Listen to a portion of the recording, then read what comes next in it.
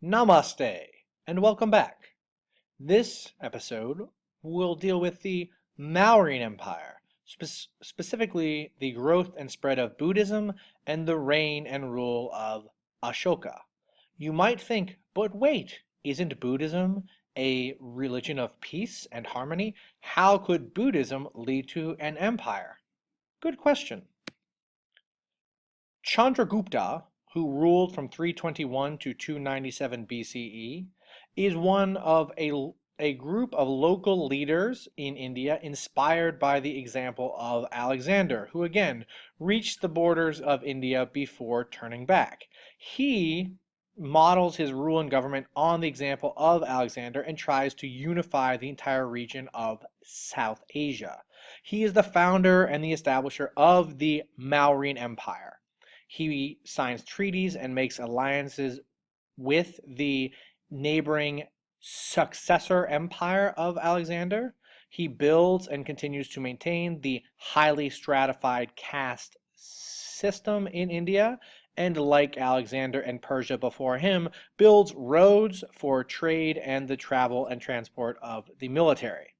However, the Mauryan Empire reaches its peak of expansion and prosperity under a descendant of Chandragupta, Ashoka, who rules from 268 to 231 BCE. He is the grandfather of Chandragupta, and his grandfather was a Jain.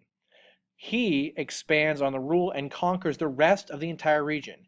This is the first time in history that the entire region is under one rule. It will only happen 3 more times in world history.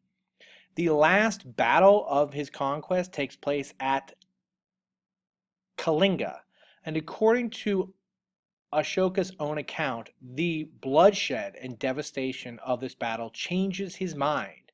There are 100,000 dead on the battlefield and 150,000 people made to move and travel from their homes. This moment of bloodshed, according to him, causes him to rethink his entire worldview and philosophy. And he converts from Jainism to Buddhism, and he becomes a devout Buddhist. He issues an edict or a proclamation that says from now on his dharma will not be expansion and conquest. Instead, it would be to spread enlightenment, toleration, and respect for all peoples and all religions as a good Buddhist. He publishes this edict on stone pillars and temples throughout the entire region of his empire. You can see the independent states that had split off from the great empire of Alexander, as well as the neighboring Greco-Alexander descendant empire with whom they make treaties and alliances. The rock pillar edicts are still seen in India today and look like so. Carved onto the rock pillar is his edict of mutual respect and toleration. He also works over the vast expanse to expand and to protect the trade along the Silk Road, which again is not a road made of silk, but a network of trade routes.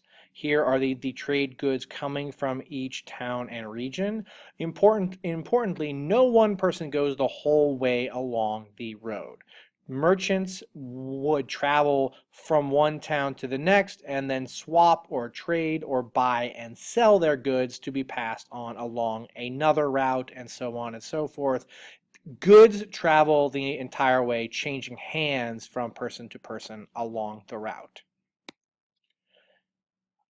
Growing out of the Mauryan Empire led by Ashoka is a new variant or version of Buddhism called Mahayana Buddhism, or Great Vehicle.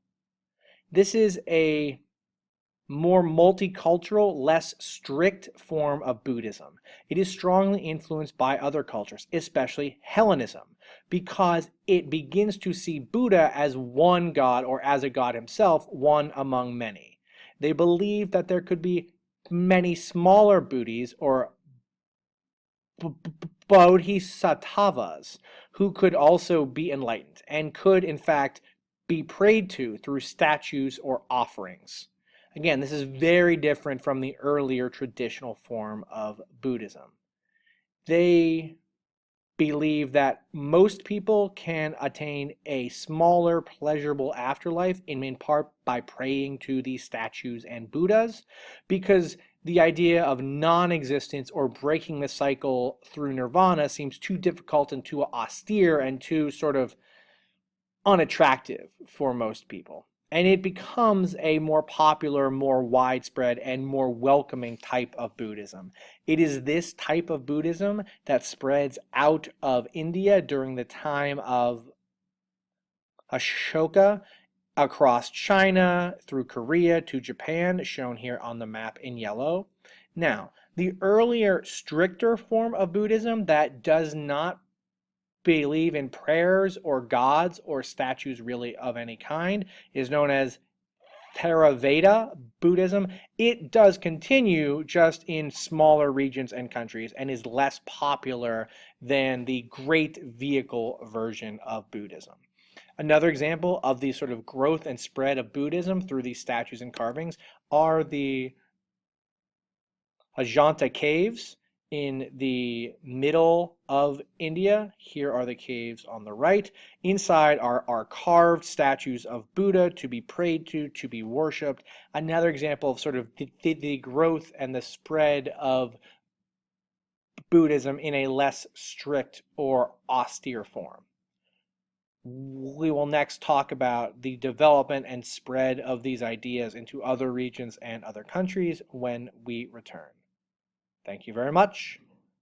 Namaste.